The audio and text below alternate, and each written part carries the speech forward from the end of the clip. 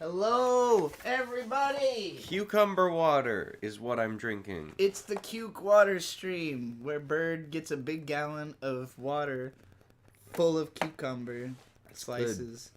It was better when there was ice in it. I might go get some ice, but It is quite good. it's very cukey. Cukey! Let me get a little closer to the mic here. Maybe turn this up a little bit even more. I don't know if we're even getting audio from the game right now. I can't hear anything. No, not that. I want a headset earphone.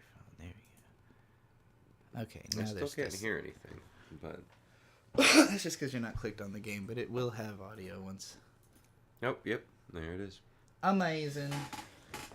Hello, chat. That's People loud. coming in. Anonymous is already here. You must really have the alerts on, because I have to shout out the fact that the other day, I premiered the Cowboy Bebop video, which was 90 minutes long, on YouTube, which I assume Anon had already seen on Odyssey? Odyssey, because it'd come out like a whole day or two beforehand or something like that. And but you know, we were all in the chat hanging out for that premiere, and then immediately after that I streamed for like an hour and a half or 2 hours or something like that, leading up to Vito's show, the Monday Night Grift, and then did that show, and then streamed again right afterwards for like another 2 hours. I think. Was that how? No, I'm remembering this wrong. It was that the Jittery Zeitgeist premiered right after this. I'm combining two different nights into one night in my head. Point being, there were like 4-hour-long premieres in a row, and Anon was there for all of them. So I really appreciate that commitment. It was like an all-day event of Thanks, Anon. premieres and live streams. And starting. And also Ellen Horizon was there for like all of that as well, but I don't think they're in the chat yet. Anon says, no, I'm creepy and lonely, but not that creepy and lonely. I did not see the Cowboy Bebop bit on Odyssey first. Oh, well that's... I mean, I do recommend checking it out there because it's better on there. The YouTube version I had to very unfortunately crop in dramatically on the fucking TVs. I liked the TVs. I wouldn't consider it creepy and lonely to have already seen it. The way that I keep up with creators that I follow is I watch all their shit, you know. So, granted, I've never followed anybody who puts out as much stuff as I do, but then again, I'm putting out all that stuff. So, like, you know, however much time someone could invest in consuming all of it is still not as much as the amount of time it took me to create and then go back and consume it again often with them, you know? So sometimes I've gotten to a point where I don't rewatch back as much of the videos as I used to before like rendering them, you know? If I'm pretty sure that I nailed it, I don't go back and even check because it takes too long. It's you know, it's not conducive to getting videos out as quickly as fucking possible. But because I used to like obsessively, like when I was creating videos, I used to obsessively watch back through what I'd done like over and over again and keep checking and making sure that I like where it's going, especially with the early Anime Alphabet episodes, because it was really like style policing what the series is going to be like. But once I had that figured out, it was a lot breezier.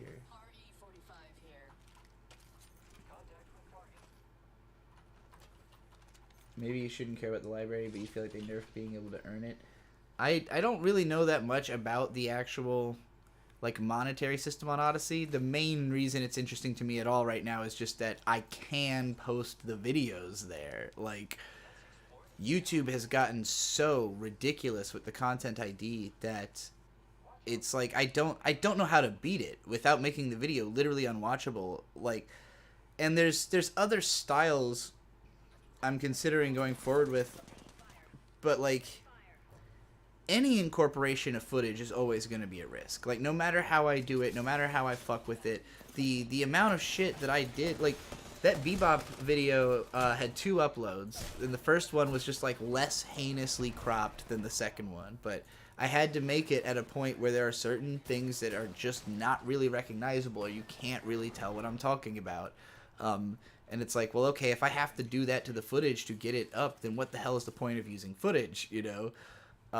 So there are alternatives to using footage, but it means changing the whole style of how I even approach writing it, you know? Like, it's easier with something like that Obi-Wan video. All the footage is literally backwards, and I used, like, just all trailer footage, and it's very repetitive, but, you know, because the script was written to be non-specific, I didn't have to show any particular thing on screen for almost any of the time, you know, except for just whatever show I'm talking about. So, And there's not a whole lot to show on screen. I mean, it's right. a desert show. But if I was, like, describing particularly, like, how he felt in this one scene, then, like, there's 2 options I have. I either show you that scene, or I show you me describing that scene, whether I'm an animated character or I'm physical presence, or, you know, or somehow I find a metaphorical way to, you know, show it visually. Devu did some of that in some of my videos before. But, you know, like, it's, when I write a script for, like, knowing that I'm writing it to the visuals, like I did with Cowboy Bebop, then it's like, I don't feel like there was a choice for what I could show on screen. I wrote it specifically thinking that this is what's going to be on screen when I say these words, you know? So, like, again, it would have to literally change the way I had written the thing for it to be presented differently, and, that's a lot to consider when trying to decide, like, okay, do I just change my whole approach so that it's more successful on YouTube? Probably, but, you know, there's also certain types of content I still want to be able to do that just can't survive on this platform. Anyway, as always, this is a live stream where I'm answering rant requests for $5 super chats. I'm not playing video games. That's all Bird. Bird is completely zoned in on Apex Legends. And I'm not very good at it. So he claims. I've seen him place first. So he's better than I am.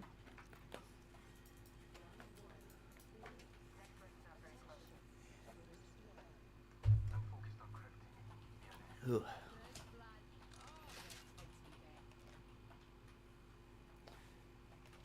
I'm gonna go look at this stream for myself. Where is it? For some reason, oftentimes when I live stream and I go to my channel, the new stream is not the latest video on the channel, but for some reason, like 3 videos back, as it is currently. Don't know what that's about. YouTube is such a weird mechanism. Is this venting, or are you looking for ideas and solutions? I always invite ideas and solutions. Anything anybody has to propose to me. I mean, all of my ideas come from other places. I'm not that original. I see what other people do well, and I copy it. And then by copying so many different people, it eventually becomes something unique. But, you know, my whole shtick is... one part, like, well, it all started from old anime blogs, but it's one part like Ego Raptor's Sequelitis series, one part Errant Signal, one part YMS, one part like Noah Caldwell Gervais, the Gaming Brit, Hyperbit Hero, more in the way I like read scripts. Like anybody who has been around long enough that I could have been influenced by them before getting to a point where like my style was pretty solidified, and even then I still copy new people that I find if I'm like, oh, I never thought to do things this way. I'm trying to think of what video I recently had done that I specifically had said was inspired by Civi 11. Civ's only at like 6. the name of a YouTuber. Yo, Trixie. Yo, Shibbity Dibbity. Shibbity dibbity.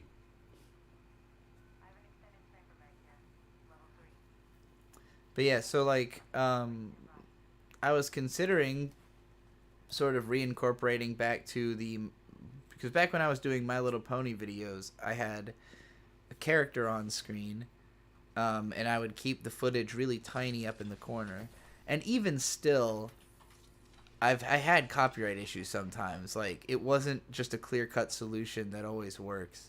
So I was considering doing another thing where, you know, I have Mint draw just like a few expressions of the Golden Witch and put those next to a video, but I still don't know if that will actually really be much of a solution. It'll make it easier to show the tortured footage, but at the same time, it'll still be, it's just like, I don't know, it's just like slapping a Band-Aid on it. I really think it comes down to more like I have to reconsider the presentation style for YouTube content, you know? Languid Landscape Lad with $5. Domo arigato gozaimasu. Rate the Mal profile of the creator of Mal. User is Zinil. That's interesting. I'm surprised I've never even known that creator of Mal had one. Let's go look it up. I cannot put it on screen because we're, you know, I'm on a different computer. I assume it's this dude who's backpacking. Yeah, it says founder next to his thing. Every person who has founded a website and made a lot of money off of it has taken that money and gone backpacking. I want to be like they're them. touching grass. They're touching grass. This looks so much like Tom from MySpace's profile is why I say that. Like, all right, let's see. He's completed 233 shows, dropped 93, 8 on hold, 64 planned to watch. So very average anime consumption as anime fans go. He's seen 623 episodes of One Piece, so that puts him like quite a while ago. Well, okay, he's watching it now, or was watching it last year. His last update was April 19th, 2021. So it'd be interesting to know if he ever caught up with One Piece and just did mark it on Mal, or if he hasn't watched any anime since then. I doubt this guy is really updating his Mal that much since it seems like he's out in the fucking mountains. Alright, let's go to his completed. Actually, first let's start with his favorites. So his favorites, very respectable: Cowboy Bebop, Trigun, Hajime no Ippo, Full Metal Panic Fumofu, specifically, Hunter x Hunter 2011, and One Piece. So this is the absolute portrait of a person who got into anime in 2002. Like, just, I mean, you got 2 shows from 1998 that blew up in the U.S. Well, you know, I shouldn't say 2002, more like 05, because that's when all this would have been available to Americans. So, like, if you, like, got into, because Cowboy Bebop and Trigun, I think, are the first 2 shows listed on Mal. Like, they are numbered, no, they're 1 and 6. Okay. So Bebop is the first show that was listed on Mal because it is Zinno's favorite. Trigun was the 6th thing listed. Hajime no Ippo is 263. Full Metal Panic Fumofu is 72. Hunter x Hunter 2011 is 11,061 because it obviously came much, much later into the site actually existing. And One Piece is number 21. So, like, he created Mal, he listed all the anime he had heard of at the time right away, and then started reaching out to, you know, to let people include everything else that they knew existed. So, you know, as somebody actually, like, his main contribution is obviously the framework of the site and not actually, like, knowing anime enough to have added all the shit to the site. I'm looking at his scores now. So we got Bebop is a 10, Trigun 10, Ava 10, Rurouni Kenshin Suioku-hen is a 10. None of this I disagree with, by the way. Full Metal Panic Fumofu and the Second Raid are both 10s. Hunter x Hunter, the original, is also here as a 10. Spirited Away, Hajime no Ippo, Howl's Moving Castle, interesting. The Melancholy of Haruhi Suzumiya is a 10. And Nodame Cantabile. So sharing some taste with Butthole Weeb over here. Witch Hunter Robin is a 9. That's interesting. I want to watch that show. That it's very much my aesthetic now in a way that it was a little too slow for me at the time that it aired on Adult Swim. Berserk with a 9, Beck, Chobits, Full Metal Panic. Yeah, this is just like really good taste of somebody who was really into anime in the mid to late 2000s and then just, you know, made a giant website about it and fucked off to the mountains and occasionally watches Hunter x Hunter and One Piece. Respectable. I get it. Did I ever watch the J-Reg video he made about neurotyping? I have not. I don't know really who J-Reg is, but I've heard the name before. Do you know who J-Reg is, Bird? He's really into the APEC right now. He's at the APEC.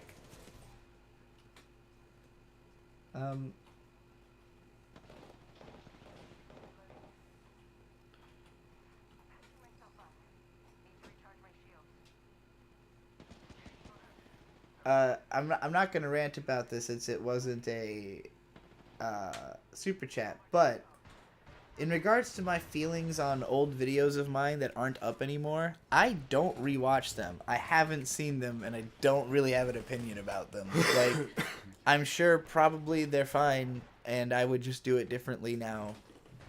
But like, you know, I don't remember what I said in videos that are not like public.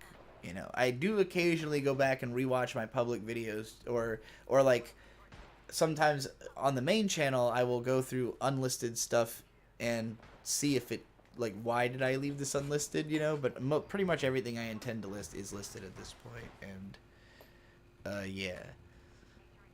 But like particularly like that character neurotyping video, I have no idea. Don't even no fucking idea what I say in that video. It's been over 2 years rather. Ellen Horizon says Bird Stream. Bird Stream. I wanted to shout out Ellen, as I did Anon earlier, your heroic effort in keeping up with all of those premieres and live streams the other day, when it was like to Bebop video into a live stream, into Jittery Zeitgeist, into another live stream, something like that. I can't remember exactly what the order was of that day, or if the Monday Night Grift fit in there somewhere. I don't think it was Monday. I think Monday I just streamed with you until the Monday Night Grift, and then streamed again after it, trying to carry Vito's people back to my channel.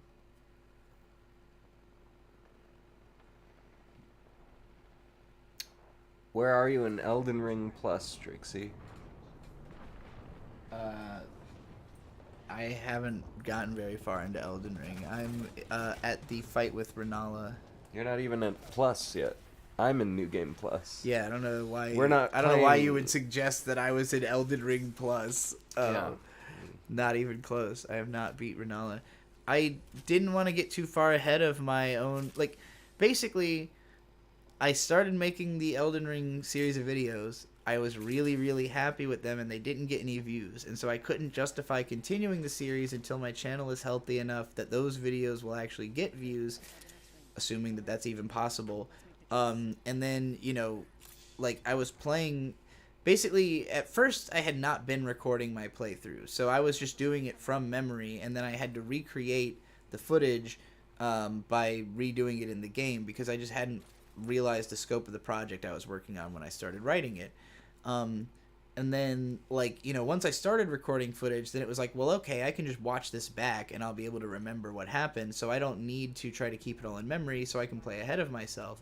But I played far enough ahead that I was like, well, you know, my perception on this game is completely different from how it was when I was actually playing it.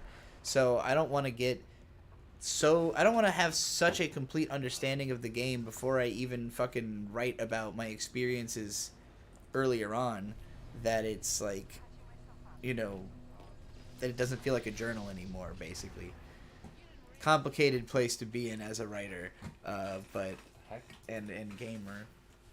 Why isn't this working? Why my mouse no go? My mouse no go. Yes, that chat was fucking hilarious on the Jittery Zeitgeist premiere. If anybody is somebody who rewatches live streams that have funny chats, the Jittery Zeitgeist episode on JPEG Mafia, this very strange person ended up in there and had a really hilarious conversation with Vizier. What the heck happened? My mouse not work. It was like endearingly strange. I hope we see that guy again sometime. What happened to your mouse? Did no work. It looks like it worked now. Oh yeah, it just made a fucking noise. The plastic cover is like very confusing. It's the other way. You're definitely doing it upside down. My mouse died. Okay, give me that. Give me that.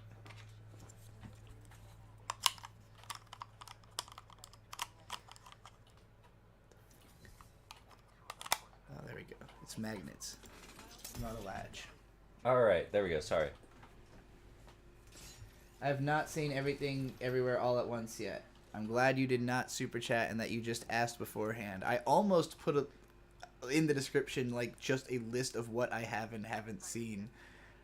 Because I'm going to make a video about that movie, so everybody will know when I've seen it. Like, I already know I'm going to because it's about multiverses and I've already seen the Doctor Strange movie and it's just way too fucking obvious not to do it.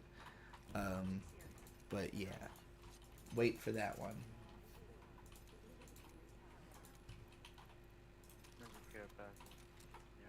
I will look into this J-Reg guy based on your suggestion. Shibbity dibbity. Sounds interesting. And I'll remind everybody that you can get a rant for $5. Here's some stuff we did watch recently. Moon Knight, Obi-Wan Kenobi. Obviously, I already made a video about that. I love Moon Knight. But we did finish Moon Knight, and it was fucking awesome. Best show ever. Moon Knight for president. What else did we watch? We watched The Gentleman. The Gentleman is very good. It was my second watch, actually. We watched The Boys Diabolical, which is like it's Star Wars visions for the boys. It was pretty fun. Andy Samberg's was probably my favorite one. The really emotional one. Yeah. Yeah. What else did we watch recently? I'll go to my Netflix queue. Why no video on Doctor Strange, or it is a comparison video? Yes, exactly. You're getting what you're picking up what I'm putting down here. If you haven't heard about it, Everything Everywhere All at Once is a movie about the multiverse. And from what I hear, it takes the concept a lot further than Doctor Strange Multiverse of Madness, which is a movie I did enjoy a lot more than I expected to, based on stuff I'd heard from other people. But I think a lot of that has to do with the fact that I really liked WandaVision, and I hated the ending of WandaVision. WandaVision. And I felt this movie redeemed the ending of WandaVision and, like, is, you know, the real ending. Like, yeah, fuck. They made me care again. I won. Amazing. And by I mean that guy. That Wraith won. Let me go open up our Netflix history.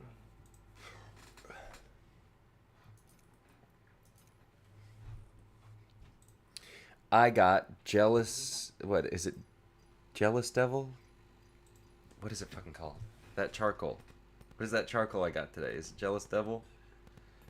I have no fucking idea. It had a It had a hunky bear man. Yeah, on it. so I got a Jealous Devil charcoal from the Home Depot today, and I pull out a piece of wood that's got to be at least the size of, you know, half of my penis, being realistic. It was very large, is what I'm saying. It was a huge log. It was like literally a log. I'm excited to try it. I've got a ribeye steak dry brining in the fridge. I've got hickory wood soaking to smoke. It's going to be a good dinner. Hey Trixie, love the videos. Have you watched Bishonen Tanteidan? This is from X Zone 13 with £5. Domarigato gozaimasu. No, those are euro. Sorry. €5. Domarigato gozaimasu. It's Shinbo Isin, and one of my favorites, but there's zero content on YouTube of it. I'm assuming you meant... Oh, Shinbo and Isin. Right? Yeah, let's see here. I haven't seen it, to answer the question forthrightly. It came out in April of last year, huh? Yeah, I have only vaguely heard of this. I did not even know it was a Shinbo Akiyuki show. Although there's, as often is the case with Shaft shows, I noticed there is a second director listed as well. Who probably is like the director. But yeah, this looks like something I would enjoy. I don't see why. I wonder why people haven't talked about it. Probably because they just assume it's Fujo bait. You know, like what's Fujo? Fujoshi. Girls, rotten woman. It's a Japanese phrase for girls who are into BL and like anime. It's basically like a girl otaku, but particularly usually that she's into boys love. Oh, I thought you meant beer love. Because I love beer. No, boys love. Or like, I don't know. That was... So wait, so just because they're an otaku, they're into boy love? No. Specifically, girls who are otaku, who are into boy love, are fujoshi, or rotten women. Okay. So Fujo, when you say that something is Fujo bait, you're saying it is bait for the gay, like, shippers. Like, so, do da da da is considered Fujo bait, because even though it's not really made for that purpose... Supernatural, right? Supernatural is the perfect example. Okay. Yes, that is the perfect American example of a Fujo bait show, and again, not necessarily intended, but leaned in on once noticed. You know, like they didn't try to hide it or like avoid that. They went in on it. So like, yeah, I would say that this is obviously from the ground up designed to be like Nisio Isin doing a Fujo bait show, but like that automatically should make it interesting. It's only got a 7.15 score on Mal, so maybe people just weren't that into it who did watch it. I don't know. I will definitely check it out though, because I'm interested. I like the artwork on display on Mal. I'm gonna watch this little teaser trailer. Shut up, Annie Plugs.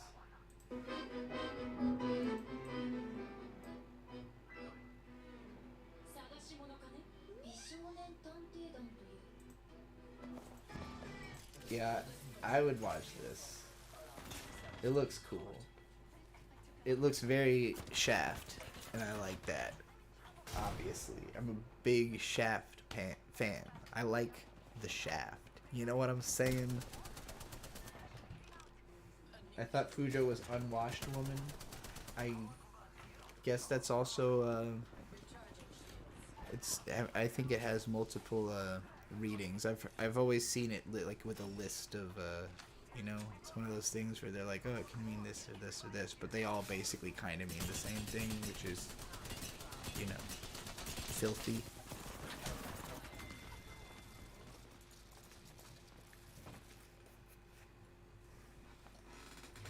Unwashed woman.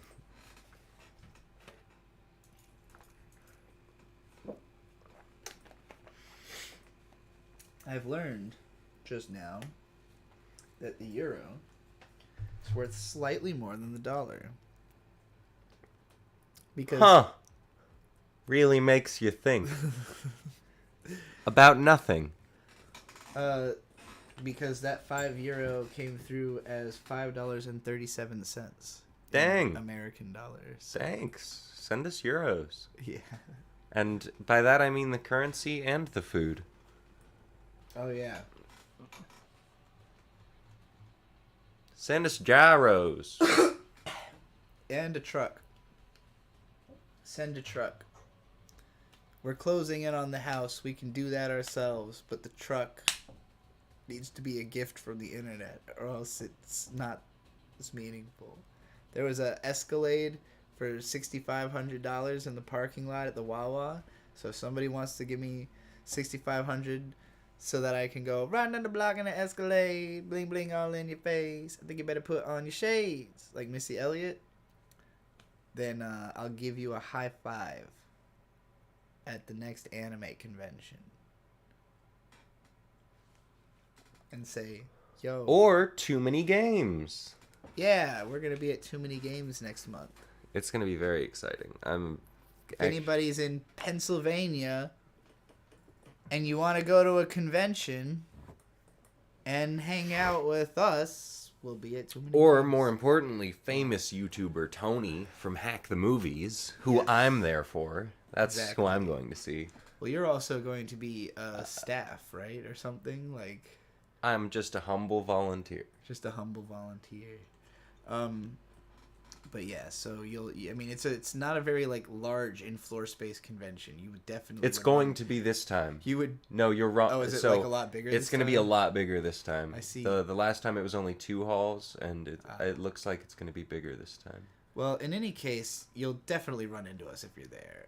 I'm gonna be all over the place interviewing people about anime and shit. Like, if you go to Too Many Games, you will run into me.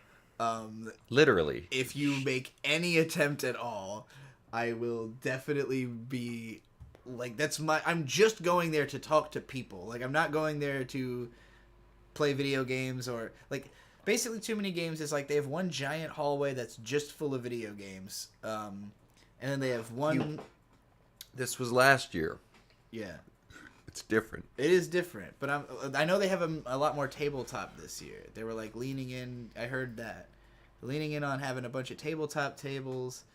They got tons of video games, and then they got tons of like places where they sell retro video games and shit.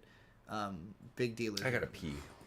But last year it was basically like dealer's room, video game hall, and then like big event hall, and then like a bunch of little small offshoot like panel places. But Anon with $5. Domarigato gozaimasu. Didn't mean to hijack the start of the stream. Here's a few bucks. I'm gonna run to the store though. It was absolutely not hijacked. I was impressed and I wanted to give you the shout out. I really appreciate anybody who hangs out in these streams because, like, I don't know, how do I put it? There was a time where I was on the ground floor of my career, and then I blew up to a certain level, and then, shrank back down, and now I'm on something similar to that ground floor again. And it's interesting because there's some of the same people are there, some are different or just differently engaged than they were before. But, like, regardless of whether it's, like, the same person or not, we are all different people from who we were when I was, lifting off the first time. And so it's really interesting to be navigating, like, the start of my career in a different world, basically. It's like, Digibro literally died, and I was born into a different world than the one Digibro lived in, with all the knowledge of how that character, grew and became, but also, with fresh eyes to look at the world and go, okay, well, this isn't the same. It's not the same situation. These aren't the same people. Even the ones who are the same people are not the same people that they were before. And, like, so many of the comments I get on, like, the I Hate Digibro video or the Words I Won't Say Anymore video are from people who said, like, I used to follow your content, then I changed as a person and stopped following you for a while, and then now that I see that you've changed similarly, I am back. And so, like, I see anybody who's, like, really attached to what I'm doing right now is somebody who understands what uniquely is valuable about, Trixie the Golden Witch in present day, current time. And so I want to be like, I don't know, extra appreciative of those people, you know? Born inside the rotting carcass of Digibro, gnarly as fuck, yeah. Yeah, it's, you thought fucking Guts had it rough. Guts had it rough. Do you know about how Guts was born? No. So, there's, the first thing you see is a tree, like a completely dead tree up on a hill, and a bunch of corpses hanging from the tree. Oh. One of these corpses is a woman, Mm. and underneath her, a baby has fallen from her womb into the mud. Oh. That is Guts. And is that why he's called Guts? Because he's covered in them? Probably. And then he's found by a group of mercenaries that's just hoppling through, and they're just like a band of dudes, and the leader's wife wanted a baby, so he goes, fuck it, we'll pick up this baby. But, you know, he grows up around a bunch of fucking mercenaries. He ends up getting raped by one of them while he's a kid. And, yeah, he's just a dark and traumatized man. Trixie the Golden Witch didn't have such a dark existence, just being born in the rotting corpse of Digibro. You know, I was born in a cloud of weed smoke, so I was pretty... Kind of like a phoenix. Pretty happy about it. Yeah, exactly. I rose from the bong ash. Do I feel a more intimate connection to my new audience? I don't know if it's even yes, but only because I'm, I guess, capable of being more honest than I was before, and so like you know, I feel like it's easier for the audience to follow my train of thought. Like, it used to be, people were always really confused about my videos. Like, people didn't understand how I had the viewpoints I had, because sometimes it seemed like the angles I was coming at things opposed each other. Like, I would say one thing and then another thing that, even if they're not necessarily logically contradictory, it just seems so bizarre that someone could have that perspective, that duality of perspective. And I think having made more inner peace with myself has let me not come off that way anymore. Like, people don't seem confused by my overall messaging. People seem to get where I'm going with this. So, like, in that sense, I feel like the people who are down for what I'm doing now don't feel like they have to question it as much. Like, it used to be like, I really like the things you're saying, but I really don't understand you as a person, and I don't think that people feel that way anymore. I don't think I feel that way anymore, which is part of why I can project that, is that, like, I used to say all the time, like, yeah, I don't really feel like I understand myself, and now I do. So it's, yeah. I guess this is growing up. That's still a reference the kids get, right? I didn't understand that one. It No. happened once again. Yep. It's a Blink-182 song. Oh no, I haven't actually ever listened to a Blink-182 song. Wow. You never heard I fell in love with the girl at the rock show. She said what? And I told her No. that I didn't know. I prefer the White Stripes, fell in love with a girl. I also prefer that. I fell in love at once and almost completely. That was a couple years later. Languid Landscape Lad with $5. Domo arigato gozaimasu. Not sure if you're caught up, but what did you think of Berserk's ending? And should Miura's assistants continue the manga, or should it just end? I am not caught up. I never caught up since having originally read 31 volumes of the manga back in, like, 2008. So that's about where I'm at. But I was kind of waiting for it to end, and now I'm kind of waiting for them to make a decision about that, because I would be interested to see them continue it. Miura trained the assistants.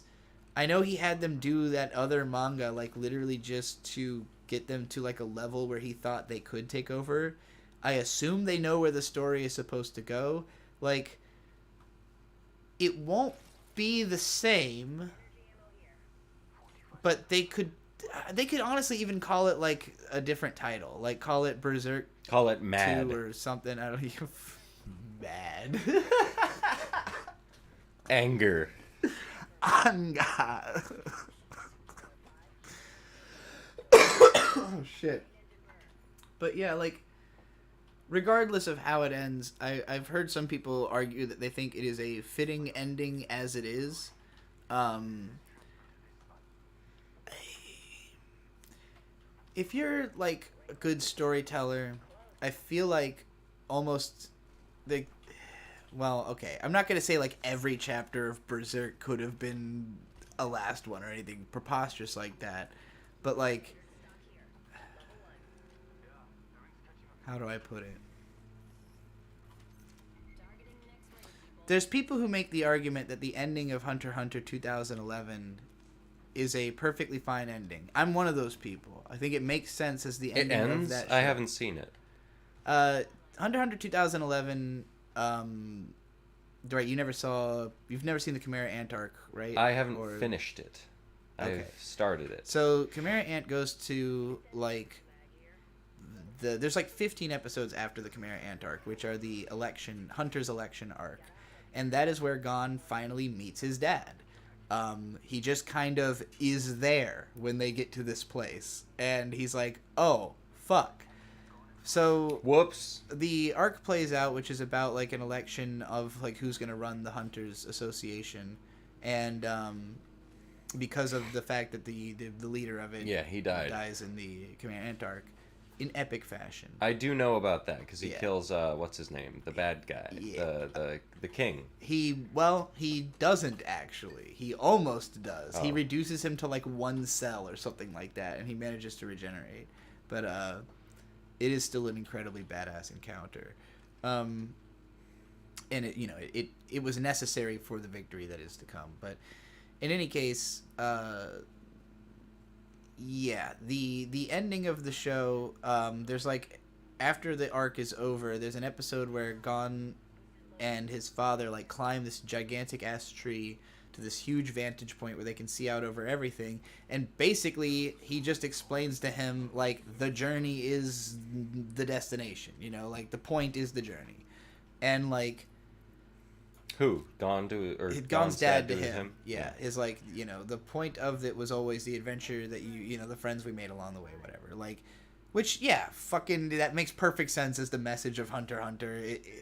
It felt like if the story ended here, like the point of the story was Gon finding his dad, mission fucking accomplished, but at that point we've set up for so much more, and we have so many expectations for Gon's potential and where the story can go, that it still makes sense that it keeps going. It's unfortunate that it takes so long to get through, and that like the next arc is apparently, I haven't read any of it, I've heard it's just like unfucking fathomably convoluted, which doesn't surprise me because Chimera Ant arc was already pretty much that, but from what I hear it's just like the next level, and it's been tons and tons of setup for a very long time, as I understand it, which was also, people didn't like Chimera Ant when it was actually running because of similar reasons. It had tons of gaps. It wasn't like this crazy, but it was a lot of setup for a long time. It was painful to have to read it as it was coming out. But if you just binge the Chimera Ant arc, it's fucking incredible, which is how I watched it.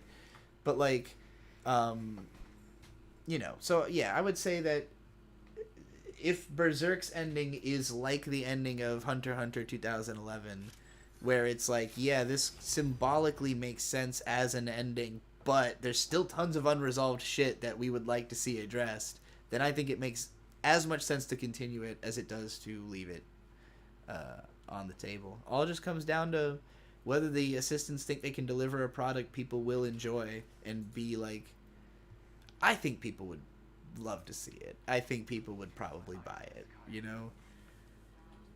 if they were at all convinced that it was not like ruining the intentions.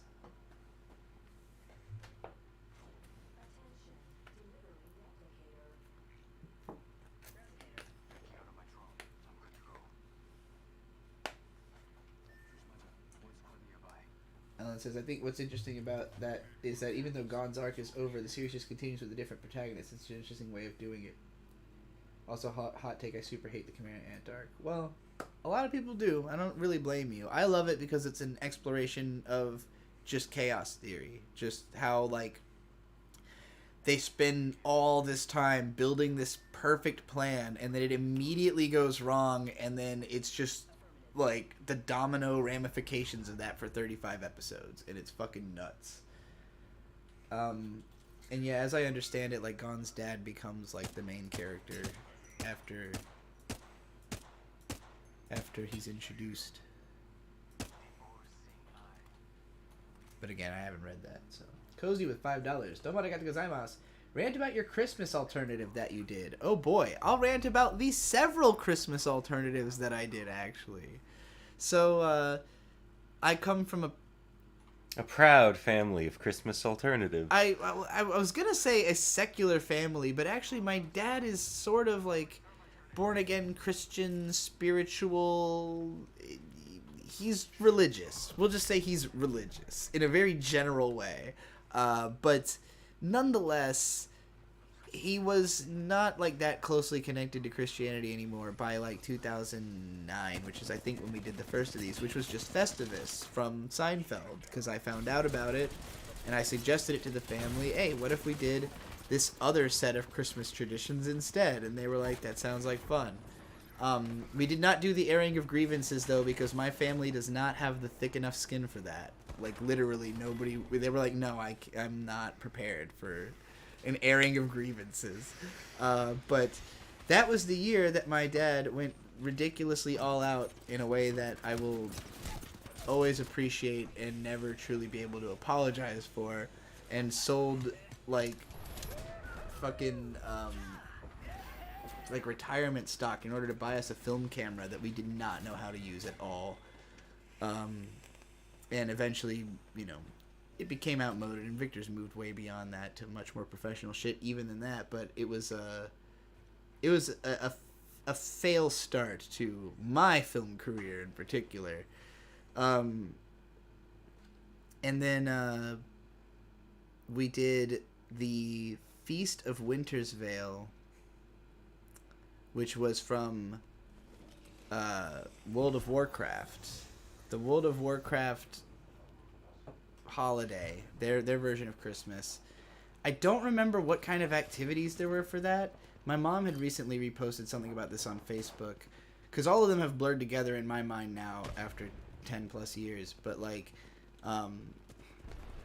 basically I would always, whatever the theme of this holiday was, I would try to reinterpret the way that it's done in that media into reality. So like, the one I remember the best, because I had done an actual video about it, was the My Little Pony, what the fuck is their goddamn Christmas called? The Hearth Swarming Eve.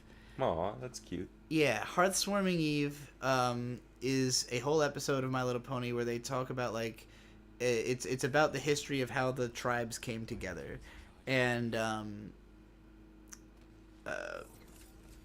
basically there's like all these activities they do that I had reinterpreted into like okay, the earth ponies are cooks, so we're gonna have like a vegetarian meal because that's the way that the ponies eat.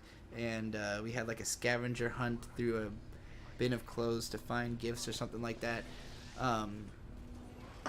So yeah, so it was, I don't remember what actually happened on Feast of Winter's Veil. And then there was Agarwood Day, which is my own made-up invention, based on the band Agaloch, because I really associate them with the winter time, and I really like their music. So the idea was that each Agarwood Day would have activities based on the lyrics of different songs from Agaloch. So I started with In the Shadow of Our Pale Companion, and tried to reinterpret the lyrics into fun activities we could do on the 25th of December instead of Christmas. Somewhere in the middle of this, my dad was like, I want to do a traditional Christmas because I'm nostalgic. I miss the imagery. So we'll do a normal one. But I was like, we got to find some kind of way to make it a gimmick. So what we decided to do was make the gifts all pranks where like they would be misnamed or like, you know, outsized boxes for what's inside of it. And in particular, because that year, what Shade had wanted for Christmas was the super limited edition Diablo 3 box. But it wasn't actually out by Christmas time. So all we had was the big-ass receipt for it. So we took this huge box, filled it with clothes, and put the receipt at the bottom. Shade knew this. And he also knew it was pretty much the only thing he had asked for. But my dad is... he gets very, like, projection-y when it comes to Christmas. Like, he really wants to see you looking satisfied. And so, like, he was really, like, concerned that Shade was, like, disappointed because he didn't have, like, I don't know, another gift to open. And that they were all, like, these weird pranks that just none of them landed. It didn't work. It was a bad idea. Don't do a prank holiday unless, unless you're really confident that the people involved will appreciate it. But yeah, those are all the made-up holidays I did.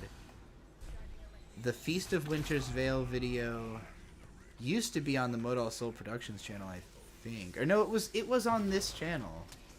No, I can't remember. I don't know if it's still up anywhere. I don't think so.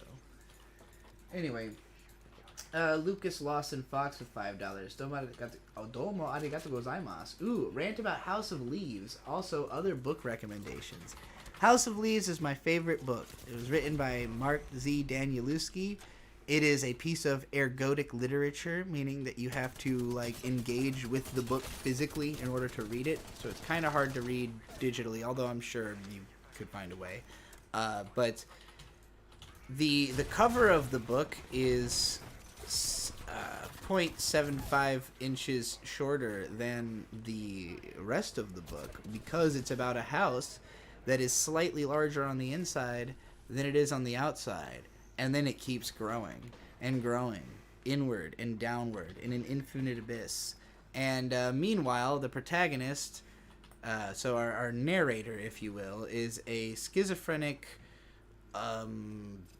drug addict, just kind of dude. I think he's like a tattoo artist or something. He has like a very regular existence, albeit alternative, but finds when an old man named Zampano dies in his apartment complex, he finds all these scraps of notation on this gigantic film analysis, like very much in the style of what I do, being written by Zampano about this found footage movie about a house that keeps growing on the inside. And so supposedly this film is the true story of these people whose house really did this.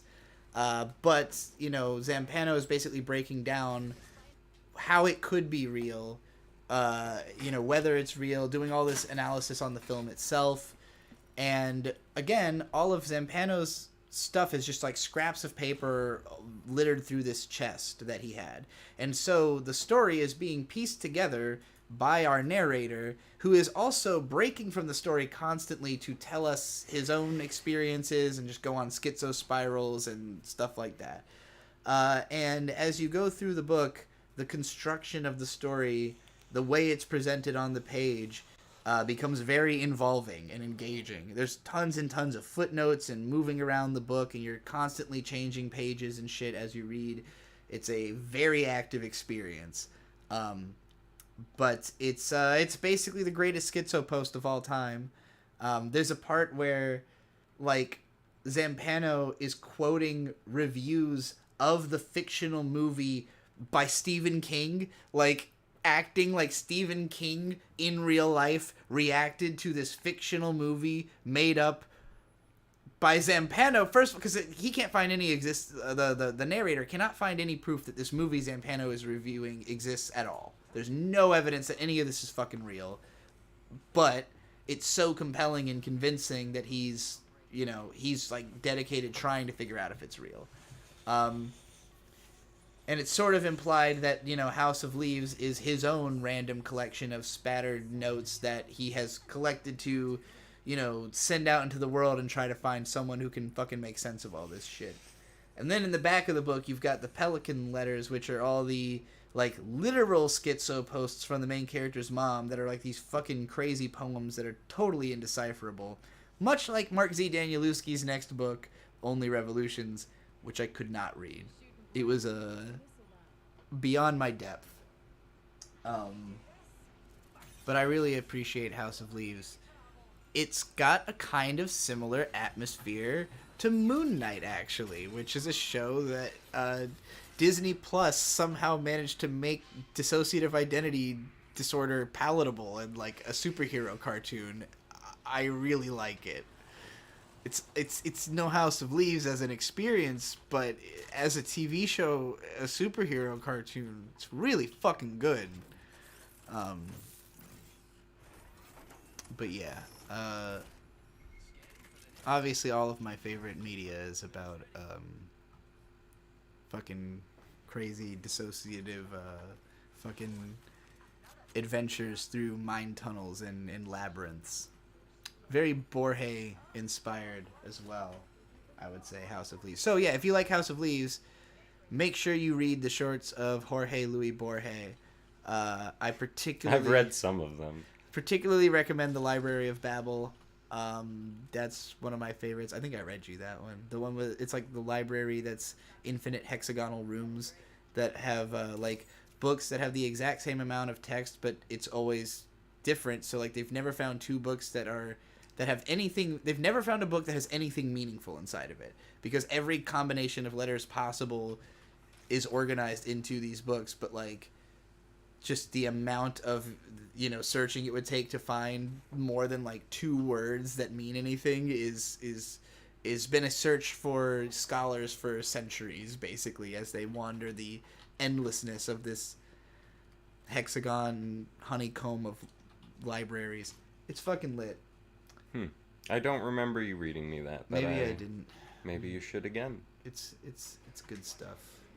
But yeah, Borges was obsessed with labyrinths. He has a book called Labyrinths. It's just a bunch of short stories that are labyrinthine. So I would say that's probably like one of the most direct, obvious influences on House of Leaves in that sense.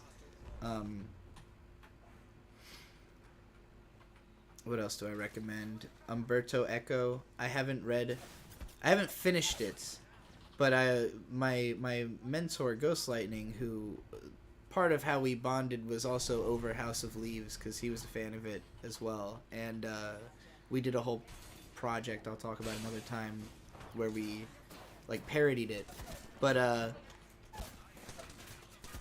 as an anime blog thing, by making up a show called Tokidoki Balloon. Anyway, if you ever Google Tokidoki Balloon, maybe you'll find some remnants of this whole thing. This was weird project we did. But yeah,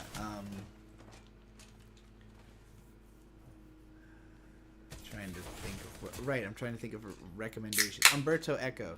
The Name of the Rose is Ghost Lightning's favorite book, and I had tried to read it when I was at his house, but it was above my brain. And then, like, 4 or 5 years later, I started listening to the audiobook, and I was really enjoying it, but I did not finish it, because audiobooks are hard. It's hard for me to stay engaged with someone just, like, talking nonstop like that, you know? Like, if I get hung up thinking about something, then I've just totally lost my place, you know? Prank holidays sound annoying.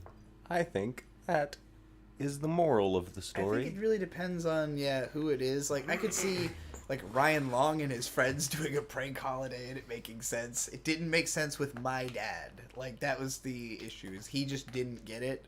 Like, you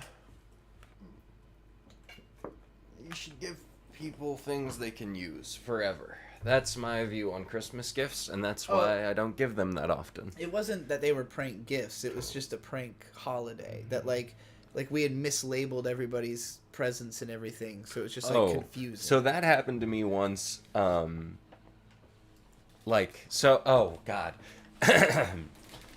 One time, my presents were mislabeled as my brother's presents, and my brother's presents were mislabeled as my presents. My little brother. When this distinction was realized, my little brother was very happy with my gifts. Oh. I was not happy with my gifts. And my grandma was like, well, you have to... He's so happy. You can't take that away from him. And it's like, but I don't like these gifts. And those were mine. But, you know...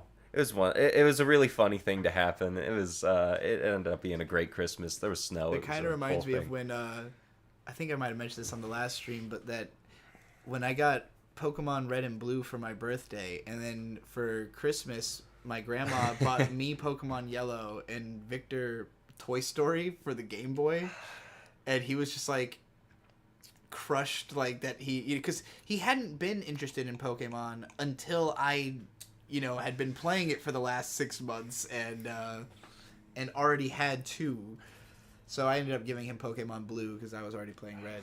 So, it's not like I needed to have 3 fucking versions of the same game. It's just hilarious that I didn't know. Everyone needs 3 Pokemon games, at least. Thinking about it, we only have 2. We only have 2 Pokemon games? Sword and Arceus. Don't we have, Do we have Let's Go Eevee? I mean, I have a bunch of 3DS and DS Pokemon games. Well, that we can play. I have a 3DS. Oh.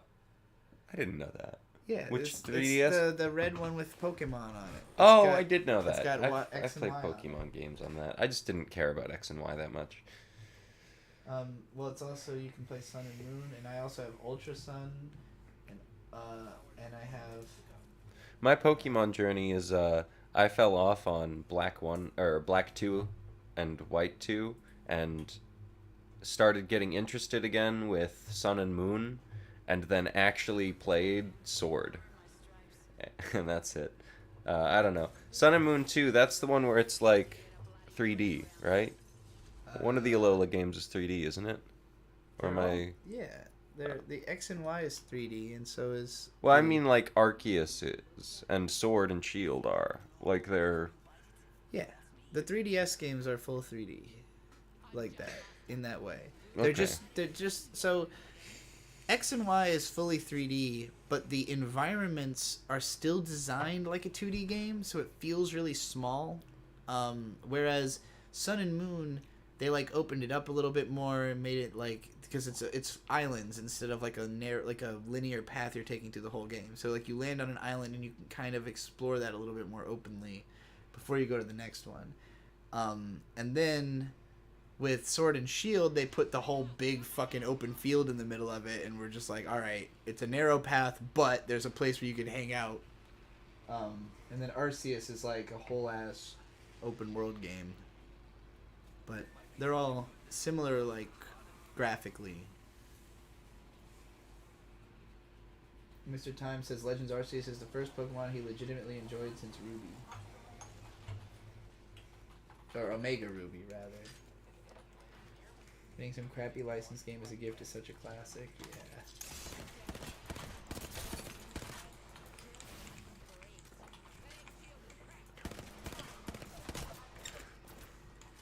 But yeah, the first one that was even trying to do 3D was Black and White, where it was like that mixed sprites on like semi 3D-esque backgrounds sometimes, and then after that would have been X and Y, I guess, yeah. The ugly one with €5. Domarigato gozaimasu. Did you read Umberto Eco's Foucault's Pendulum? No, I did not. I have only attempted to read The Name of the Rose, and because I haven't finished it yet, I haven't moved on to any of his other stuff. I am not well read at all. I have read I've read very few books, mostly when I was young.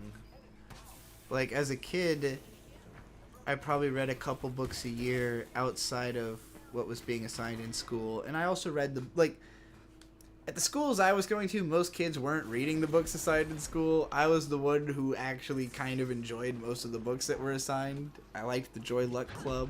I liked All Quiet on the Western Front. I liked 1984. For Whom the Bell Tolls? I never read that. Do you know who it tolls for? It tolls for thee. Thank you. Maybe I did read that. That's like just a short, right? I don't know. My dad just talked about it a lot. We read Thomas Swift. We read the Baby Eaton Modest Proposal. You read that in school? Yeah. Strange. I had a cool professor that year. He was a guy who was always he was working at the high school purely for tenure, under the mindset that like he was like, none of you care. I'm not even going to, like, we were supposed to read 1984 that year, which I had already read in the 9th grade at a different school that was more advanced. At this school, he was going to assign it, and he literally said, like, if I assign you this book, not enough of you will graduate, so I'm just not going to. And, like, just, you know, had us do, like, simpler shit for the rest of the... I slept through this dude's class every day. Still got, like, a C because he knew I could write and read better than everybody else anyways. I had that relationship with a lot of my high school teachers. And he taught in, like, an outside outside the building trailer. Oh, Like I never got to do class in one of those. I had a few, and that was, yeah, so, but he also taught at college because he was just passionate about it. He was like, that's where I actually take it seriously. Here, I am literally here for tenure and to pass you all so that this fucking school can get some funding or something, because, like, we weren't even SOL accredited, which is, like, the meaning that, like, less than 50% of the students could pass the final test at the end of the year, so... Womp womp. Yeah. But anyways, since high school, I've read a couple of interesting books, but I am, I think it's that the people who are really into literature tend to talk about only, like, the very best books, and those ones are kind of difficult to, like, be your first books, like Thomas Pynchon. Like, I've tried to start a few of his books, and it's just, like, it's not instantaneously gripping. It's something where I feel like I need to really, you know, want it, and I don't have that relationship just as much as I want you to buy me a truck. Yeah. Like, except the opposite, because you don't want to read House of Leaves was extremely attractive to me, specifically because of the way that it was constructed, that it was like a book you have to move around and, like, you know, and engage with physically, and that it had all these crazy, you know, notations and stuff. But, like, then I tried to read Infinite Jest, and it just didn't click with me the same way, because it didn't have the, like, aesthetic and stuff that gripped me about that story, which House of Leaves is obviously boogie pop in the sense of, like, he was trying to make the most accessible book he possibly fucking could. And maybe that's part of it, is that, like, I jive really well with stuff that is deliberately trying to be as accessible as possible, because I'm really fascinated by how far away it ends up landing from that, if you, like, don't know how. Like, I think most weird media that succeeds is, like, somebody who's just that weird trying to make something normal. And, you know, because, like, if you look at anything that Mark Z. Danielewski did after that, it's totally fucking unhinged. Like, it's Only Revolutions is unreadable to me. Anyway, I realize I'm not really ranting about the book since I haven't read it. I'm just kind of trying to explore... Like, what do I think it would take to get me to Foucault's Pendulum? Like, the amount of reading I'd have to do to get there. Because I already feel behind for the fact that I haven't finished The Name of the Rose. And, like, had difficulty even, again, parsing it. Like, when I first approached it. I've read, like, a third of Dune. I used to, like, buy books fairly regularly and then just, like, read the first chapters of them and then never get around to the rest, and it really got me out of the mindset that I should continue buying books, which is unfortunate, because you know, maybe one day I'll just plow through all of them. I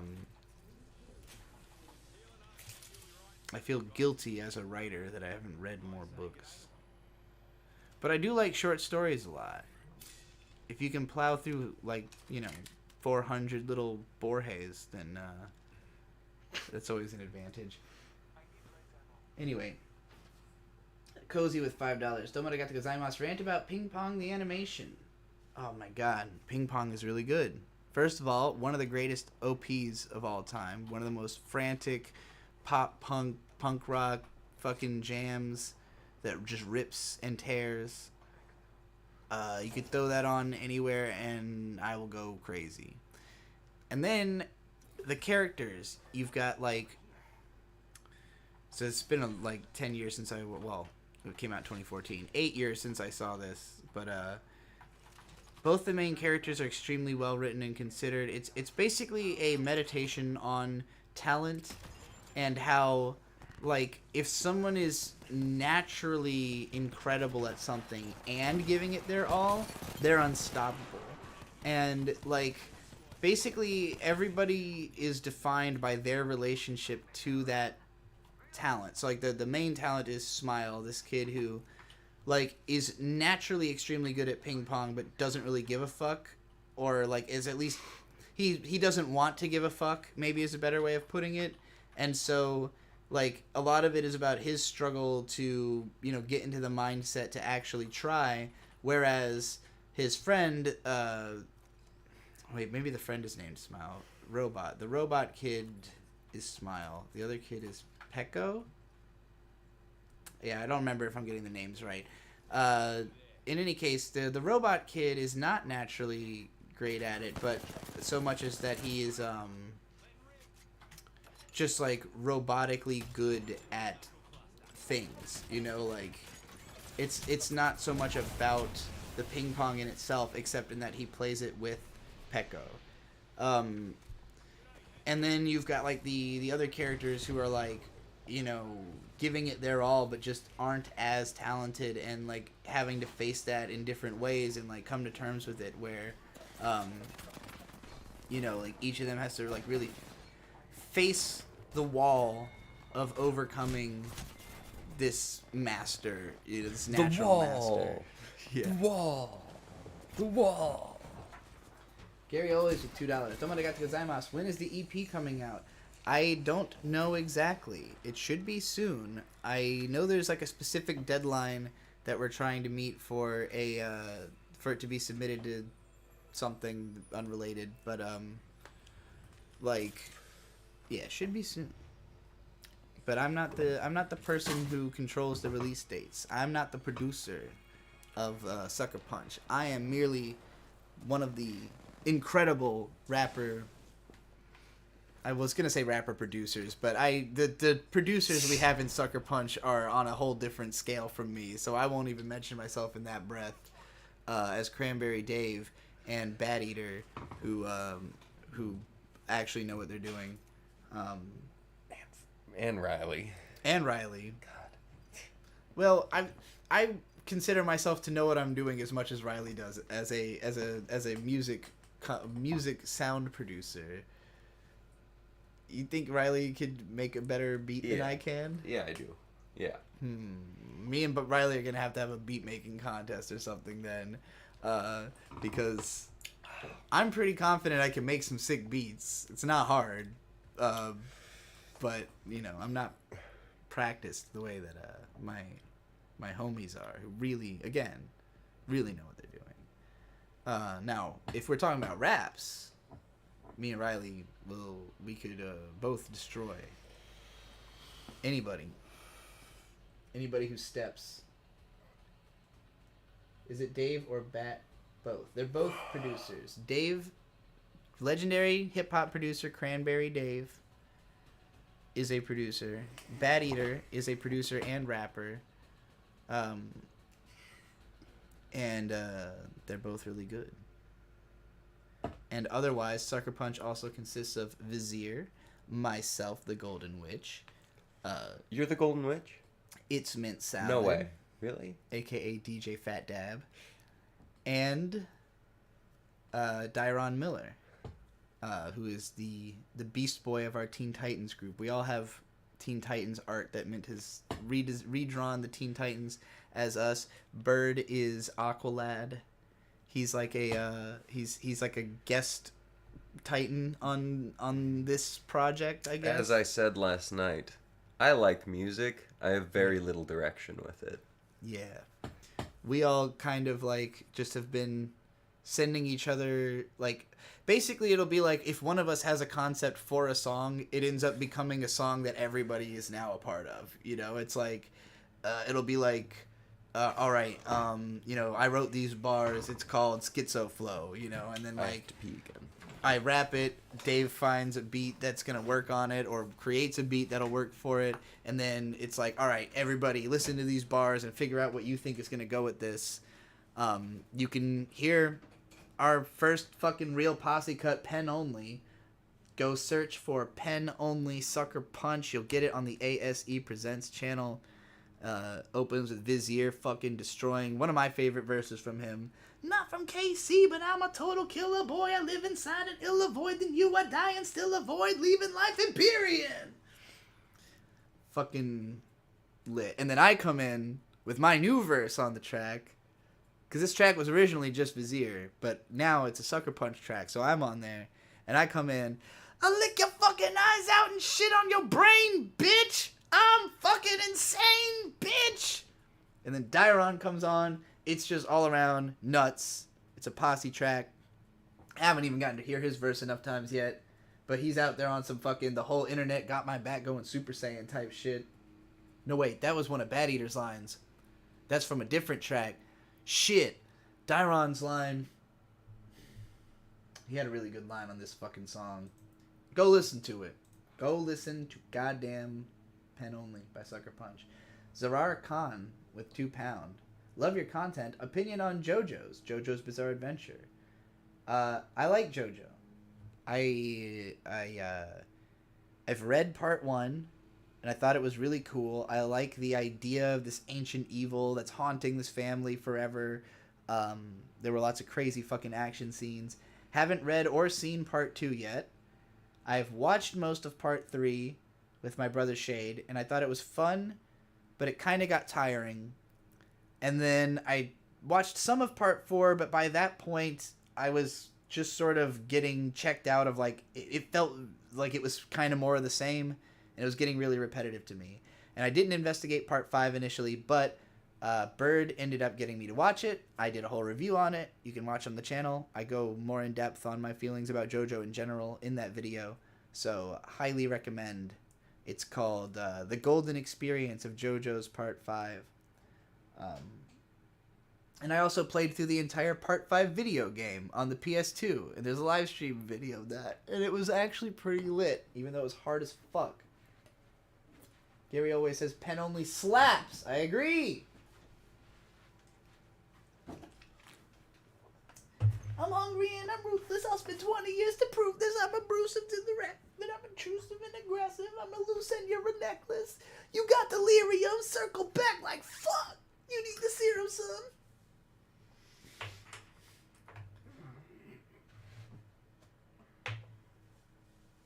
I'm back, by the way. Welcome back. Where were you? Peeing. Peeing? Ooh! That's disgusting. Oh. No, I'm joking. It's actually beautiful. It's the human experience, you know? It's just everyday shit, you know what I mean? It's everyday pee. Everyday pee.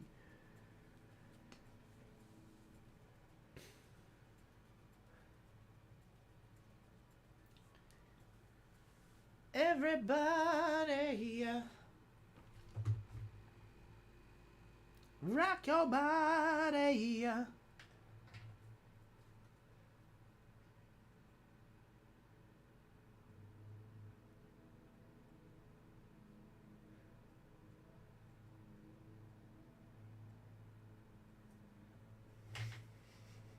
That's funny, isn't it?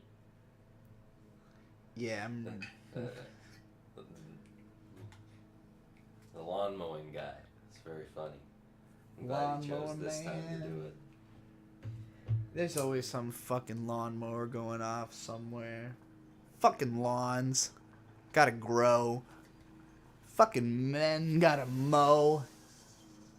And their hoes. Be doing it too. It's a mow wide world we live in. It's a mo new way to see. It's a mo new place with a brand mo attitude. What are you... Oh, you're talking... But you still gotta catch a mo and be the best that you can be. Pokemon Joe Mo.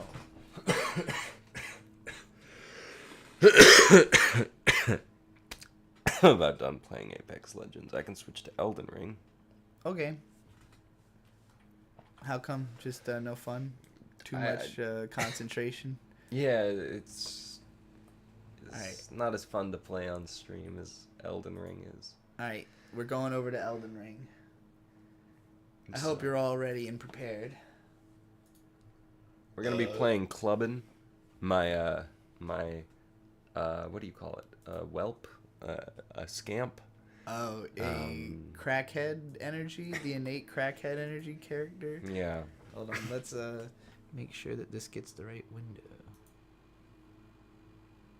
Winder. So am I still waiting for this world to stop hating? Can't find a good reason, can't find hope to believe this can't last forever.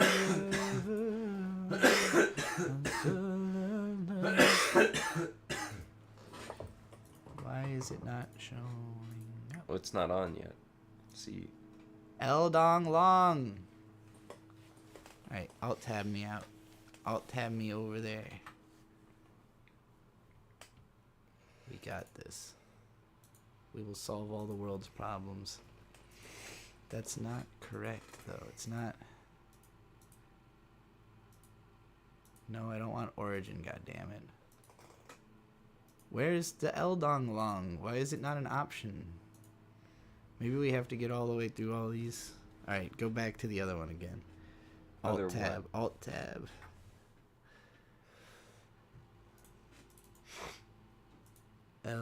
It's not even an option in the list of windows I can capture. I guess we could just do display capture and that'll probably be fine. Why is it so small? What the fuck? Okay.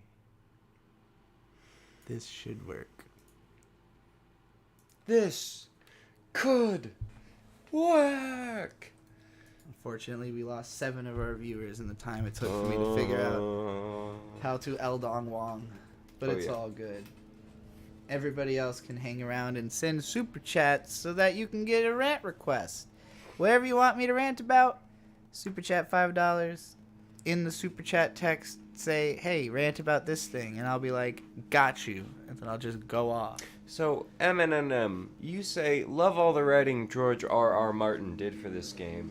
And I have a genuine question for you. How much writing did he do? I don't know. Please. I think that's what the facial expression is about. No, I get it. Very little. Sure, but I mean, he must, if he has that much of an opinion about it, he must know, you know? Maybe so.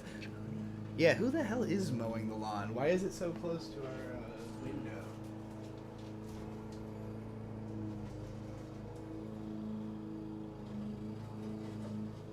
I can't see it. Oh. It's not anyone who lives here, but they are mowing our lawn. So, Hey, whatever. sure, go for it. Now's not the time! God damn it. Yeah, I said nothing meme. So, no knowledge, just pure memery. My theory is that George R.R. Martin submitted a document that had, like, a general explanation of the story idea, you know? Like, there's been plenty of times where, like, an author or somebody who's just, like, known for creating fantasy worlds is just, like, conscripted to, you know, generate an IP, basically, and then, like, they flesh that out and make a world out of it, and so, like, there's certain ideas in this game that definitely are very GRRM, you know, they don't, there's stuff in this game that wasn't really in the other games, like, tonally, and, like, particularly, like, the Dung Eater, like, the whole Dung Eater character. The foul Dung Eater. Like, not that he couldn't have existed in another one of these games, but it wouldn't have been the same kind of story, you know, like, the way Dung Eater is written is so GRRM that it's like, okay, this feels like his influence, but more like George R.R. Farton. He is old. Unfortunately, the video is not very. Yeah, I know, it's clipping. Great. No, it's not the video, it's the game. It's clipping on my end, too. Oh, it's just like running like shit? I don't know what's going on here. It's fine. Let's try a boss fight, you know. Is Elden Ring playable on PS4? Is a PS5 necessary? It's playable on PC, I know that. I don't know about anything else.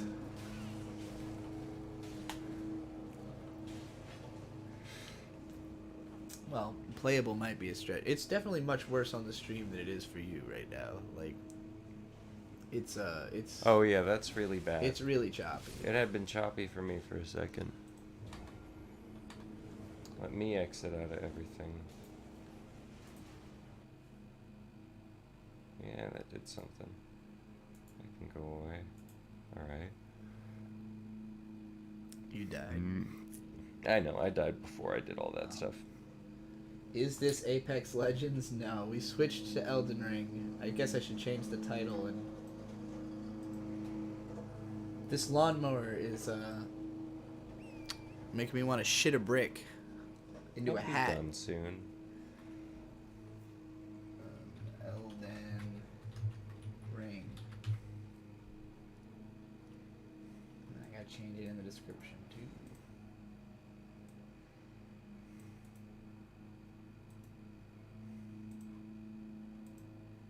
Okay, now it's Elden Ring. I don't have a PC. Well, I cannot speak for the PS4. Paru says it's fine. Worst thing is long load times when you die. Don't die in this game as much as in the other games, at least in my experience. I'm sorry, this is the character I have to die with frequently, because he's the scamp. He doesn't have nothing. I just pick stuff up from people. Are they really called a scamp? I don't know what he's called. Deprived? No, that was from the other games. It's something like that. Oi, you there. I can help you out. Where are you? Where's this guy again? He's like a bush. Right over there. No, not that way. To the right? Yeah, over there. That tree. That weird little tree. That one. I think. Try it again. Or maybe the one next to it or something.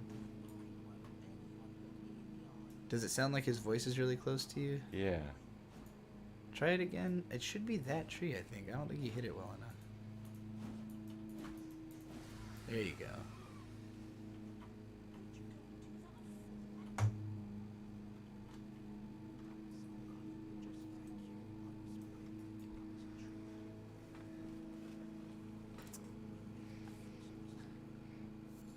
How you feeling right now, Birdo? I'm good. How are you doing? I'm doing all right. I feel the sound of the lawnmower in the background.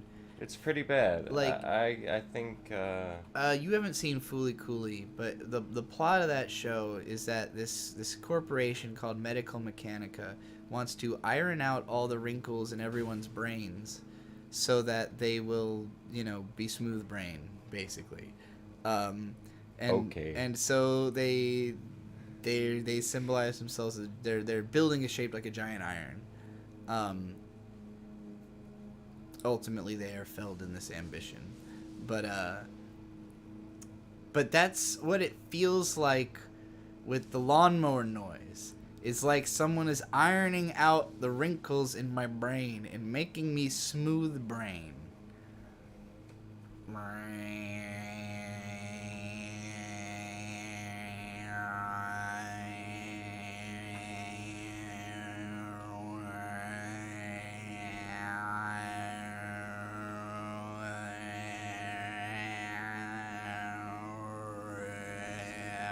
This is terrible. If you do it too.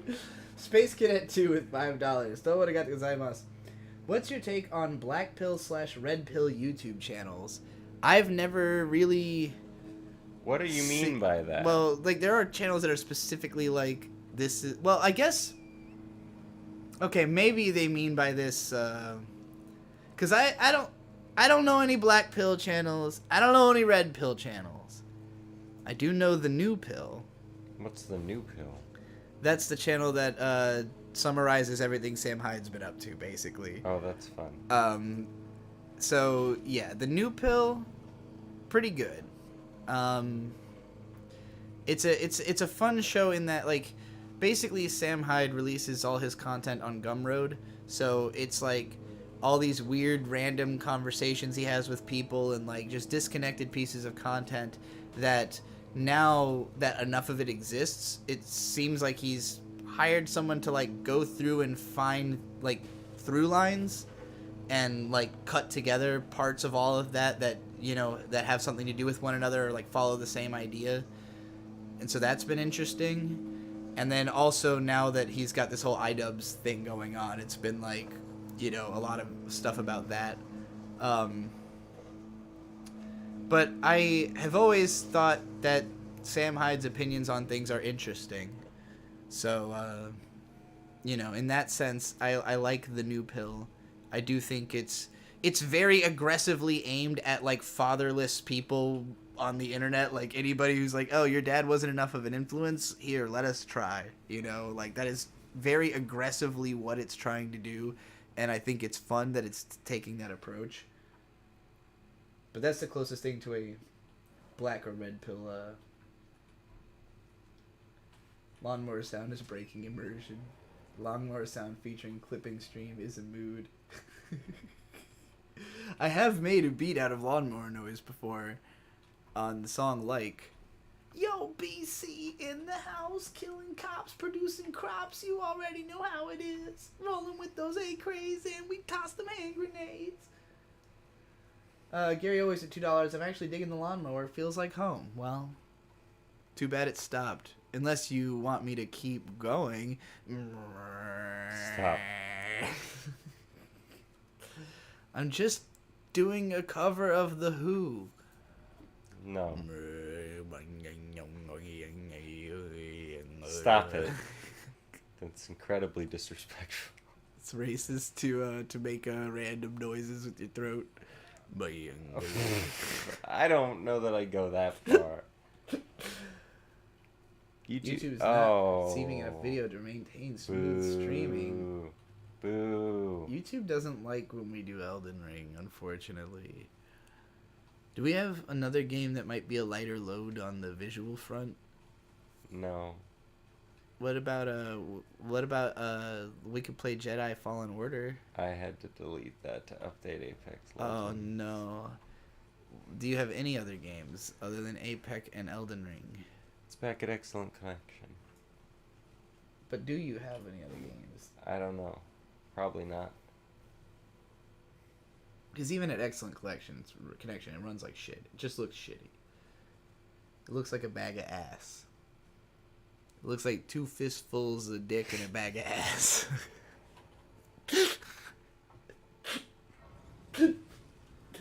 Yakuman with 2 pound. Domarigato gozaimasu. Who is the Moon Knight of rap? Dell or Zell, right? They're pretty schizo, with all the different personalities and characters and shit. Eminem might be pretty close, right? With the Slim Shady and M dichotomy.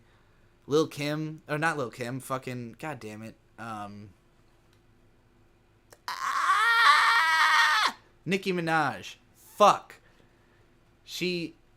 I haven't thought about Nicki Minaj in a while. She hasn't fucking done anything in like a year or two, but that I have heard of. But well, which means she hasn't done anything in a year or two. Like by Nicki Minaj standards, she should be everywhere. But yeah, her whole shtick with the like rap versus pop personalities. Like, she really does present it as, like, a total dissociative experience of, like, her 2 personalities are at war with each other. They're only vaguely aware of each other. They're, like, having trouble communicating and shit. Like, but it is inspired by Eminem in the first place. Like, she's doing it because M did it. So, you know, she can be the what is Moon Knight's girlfriend who becomes a superhero? Layla. What is she called as a superhero? Layla? She's just Layla. She doesn't have She's like a... Taweret's avatar. Right, but does she get a title like Moon Knight? Not that I know or of. Mr. Knight, as the as Steven's version is called. I don't know, man.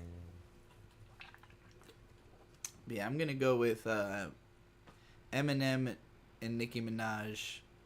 Both do the dissociative gimmick pretty like heavily. Of like, yeah, I have fucking two different characters and they're totally different people. Hey kids, do you like violence? Want to see me stick 9-inch nails to each one of my eyelids? Well, let me get this straight here. I'm the rookie, but my features and my shows 10 times your pay. 50K for a verse, no album out. And my money's so tall that my Bobby's gotta climb it. Hotter than the Middle Eastern climate. It's Nicki Minaj, if you couldn't tell. I could tell. But really, I don't give a F-U-C-K. Forget Barbie. Fuck Nicki. Yeah, she's fake.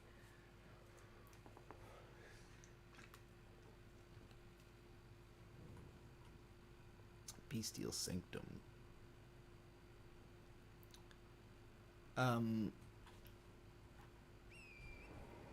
One day I'll take over. I mean, there's a space open right now, I guess, for a new Moon Knight of rap. And Acid Girl and the Golden Witch are gunning for that position. You want to be Moon Knight?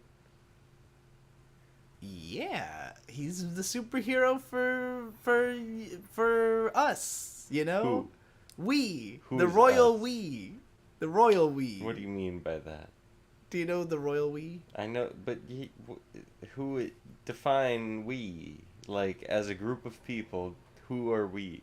Who does Moon Knight protect? That's what I'm asking. Oh, I don't know that he he protects everybody, right? No. He's just protecting... He protects the travelers of the night. That's true. Okay, yeah, fair enough. Moon Knight protects the travelers of the night. I'm definitely down... I mean, yeah, I protect the travelers of the night. I think that's fair to say, right? That's what I'm out for.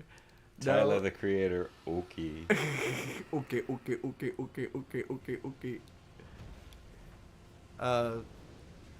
You know, if I had to say, you know, if you were translating what Moon Knight does into rap, do you think it would be fair to say that what I do is similar to Moon Knight as a rapper? What do you mean? Like, you know, protecting the travelers of the night and having two rap personalities that don't always Two personalities thing is completely inconsequential. Well, like, it's a big it's part just of the who he character. Is. Yeah, but like Harrow doesn't have two personalities. When I say that he is the hero of, you know, us, I mean it in the same way like when if Donald Glover said, okay, you know, what's the name of Black Spider-Man? God damn it. Miles Morales was the hero of us. I mean it like that, you know, like, oh, he's the black superhero. I guess Black Panther would be a better example of, like, the one that people look to as, like, oh, this is our representative superhero. That's how I feel about Moon Knight for dissociatives. It's like, oh, they gave us one. Like, we got a hero who acts like one of these guys, you know? So it's nice. Sorry, I'm running through dragons right now. Is Moon Knight the superhero for whites? No, he's not white. No, he's, like, Jewish, I think. I'm not sure what... Mark Spector is Jewish. Okay. Because, like, when they showed his family, I was like, I cannot pin a race on this family. They were wearing yarmulkes. Well, like, what does that mean? Like, Jewish is not a race. You can actually is. Okay, but you can be... okay. My great-grandfather was Jewish, but he's from the Ukraine. So he's a Ukrainian Jew. Are they Ukrainian Jews? Are they Israeli Jews? Like, Jewish is not a race in and of itself. You're from somewhere if you're a Jew. Like, you know. So I don't know exactly what type of Jewish he is necessarily, but he's definitely not white. Definitely brown skinned. I mean, I guess I could look up what Oscar Isaac's race is. Assuming that that's like something they list on your Wikipedia page. Oscar Isaac Hernandez Estrada. Let's see. Guatemala. Interesting. He's from Guatemala City. So he's Born. Guatemalan. Yep. And his girlfriend is Egyptian. In the show. Yeah.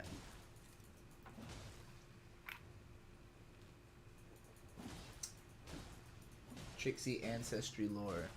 Yeah, I've actually got a rap that's gonna come out. One of the raps on Sucker Punch. I don't think it's on the EP, but one of our sad songs. I talk about my ancestry and how on my dad's side I have great grandparents who literally fled the Reich to America. Like, I am a direct result of Ukrainian Jews leaving Ukraine because they were worried about Hitler and coming here. But also, Ukraine has Nazis? The other side of that family. And wait, in 1940, I didn't know. Yeah, no, during the war, like they fled during the war. My great grandparents. Wait, actually, because like my grandparents fled in like 38, I think. I don't know what year specifically. I just know that they fled when I guess the it was Reich going was on taking before. Over. And so that was, my dad's parents. But my dad's dad. So your great grand? Yes, my great grandparents from my dad's side they fled Ukraine. So he is purely Ukrainian Jew. But the woman he married, my grandma, who recently died, rest in peace, is just, wholly white, like from, like her ancestors came on the fucking first boats to America. Really? That's and awesome. Same goes on my mom's side. Actually, both sides of my mom's family are like date back. So we've like when people ask me what my race is, I'm like, there's a little bit of Ukrainian Jew and a whole lot of America. Like a lot of American history. You could call it British or whatever, but it's like it goes back as much America as there is. My family's been a part of it, which means that there are people who own slaves in my family. And shame. Yeah, I'm not happy about it. It was a kind of not a fun thing to learn because I didn't know this until recently. So, I'd have to look at, I'd have to do an ancestry thing to really figure that out, But, I'll pay it forward, I give a lot of money. No, I don't. To me? I give a lot of money to myself. I was going to say something. I was thinking of a thing that I have given money to, but I accidentally said a lot, and I'm like, well, I haven't given a lot of money, so I'm not even going to fucking enter that conversation. I have never had a lot of money to give. M&M with 30 shekels giving me some money to pay forward to, that thing. The thing. Moon Knight fans probably hate that show as it depicts a very different story than the character is used to. He's generally a street-level character who beats up muggers in New York. Well, I mean, you liked Moon Knight, but you hadn't really read the comics a whole lot. But you were a fan of, like, the concept of the character, right? Well, I just think Moon Knight depicts a very specific, interaction where, unfortunately, the character Moon Knight has to stop a world-ending thing that he is not prepared to do. I think that's made very clear in the show. Moon Knight is not prepared to stop Amit at all, even though he does in the end. He is much more fitted to be a street-level thug, and that's kind of what he seems to be, a mercenary, as he's referred to. My biggest takeaway from Moon Knight is that the show really tells you nothing. Almost nothing at all about anyone, even after episode 5, which is the big backstory episode. It leaves a lot of mystery, which is really good, and, the guy who wrote the show is the same guy who wrote the Netflix Death Note, interestingly enough. He was very like.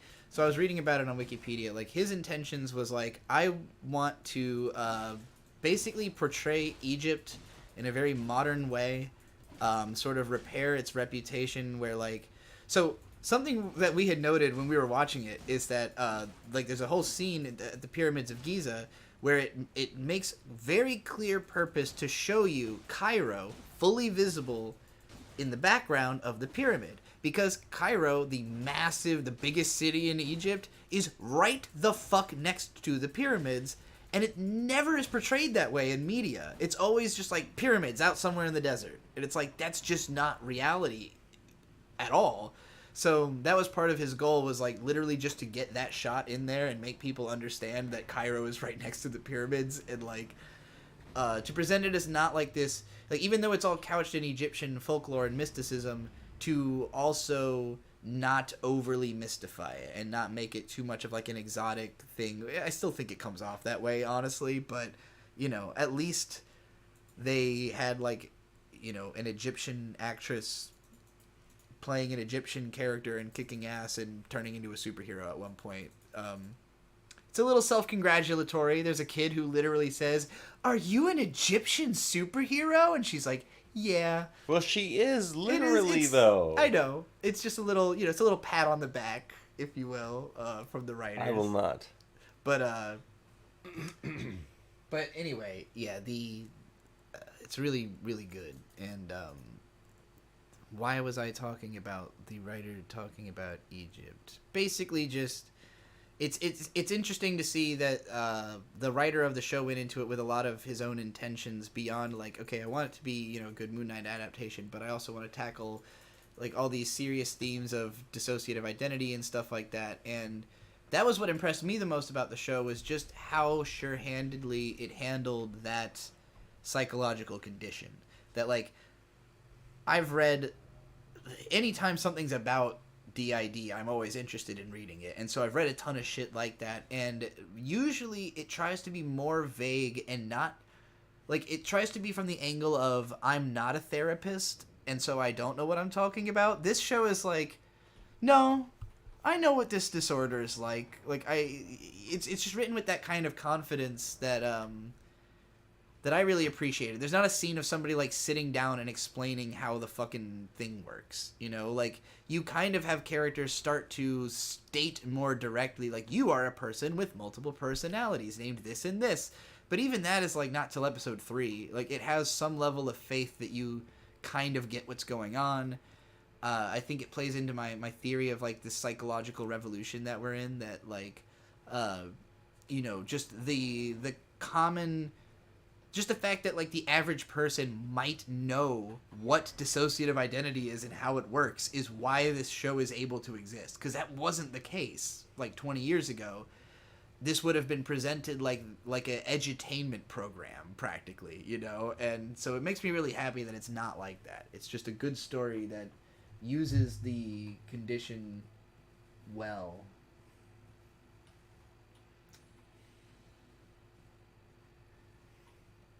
I'm Your Deity is asking if this is a good rant worth buying. Which game has the best digging? Examples include Fable and Shovel Knight and Animal Crossing. I don't know how interesting my rant will be because I haven't played Minecraft. I don't remember digging in Fable specifically, but yeah, I could rant about that. I'm sure I could get a couple minutes out of it. It sounds interesting. It sounds thought-provoking.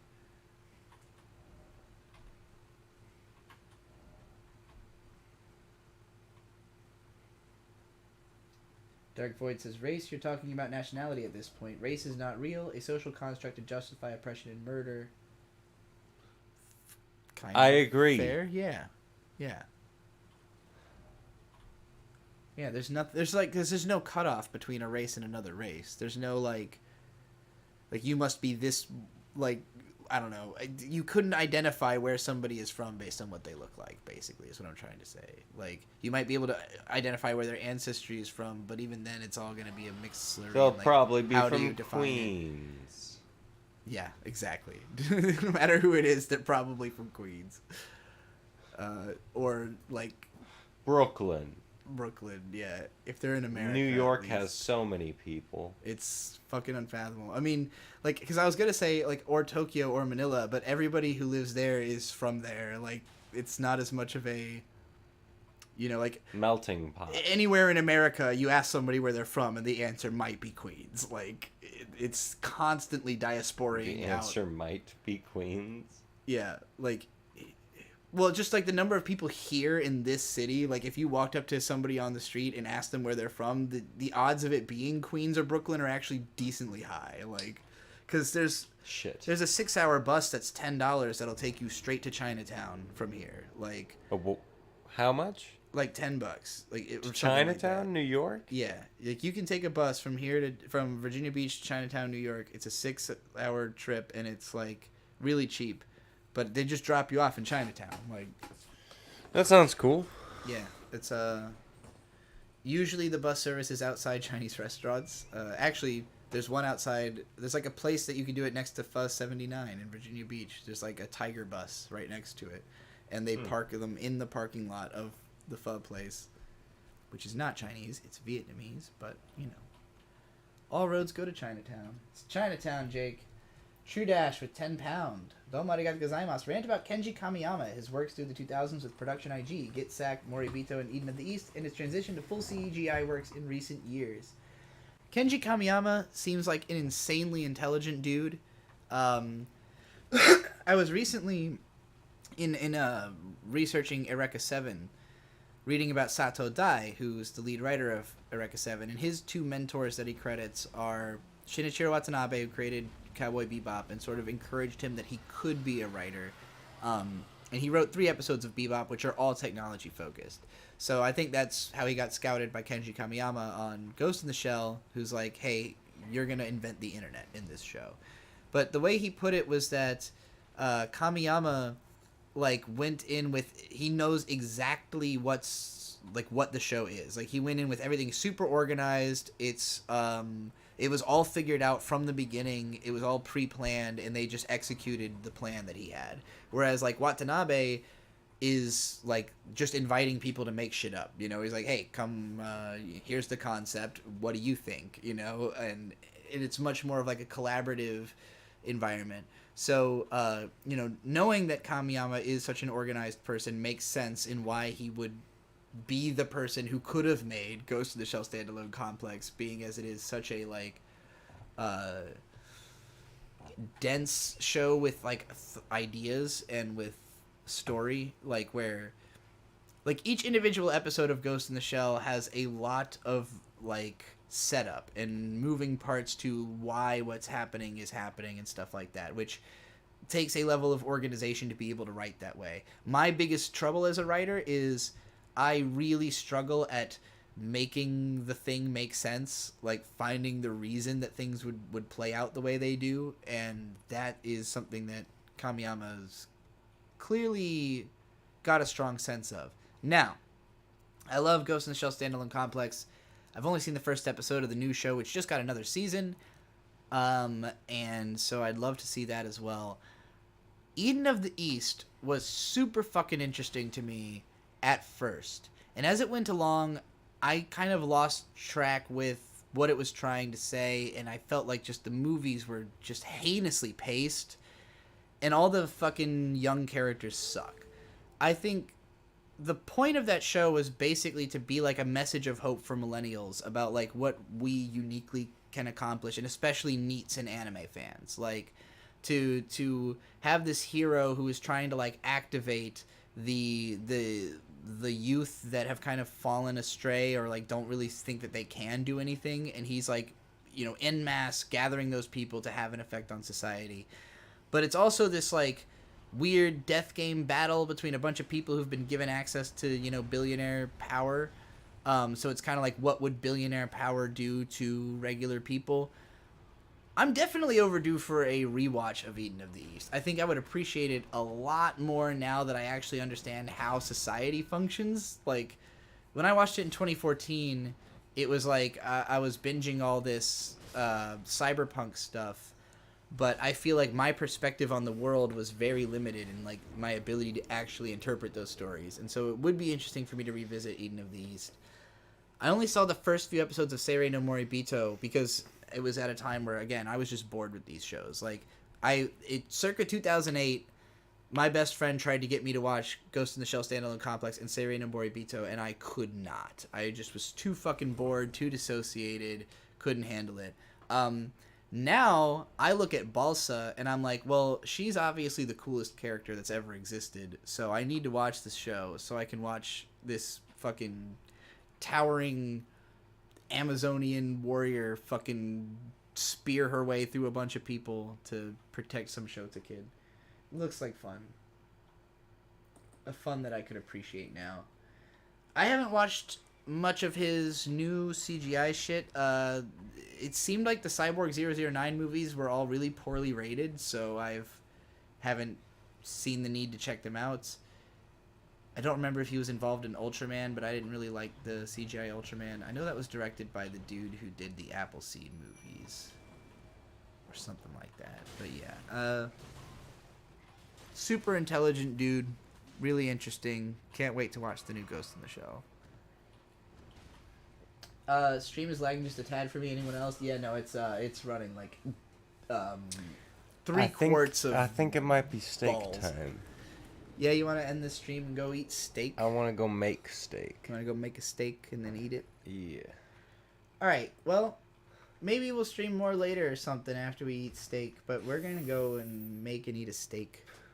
So, we're calling it here. Someday soon we'll have a way to actually stream that process, too.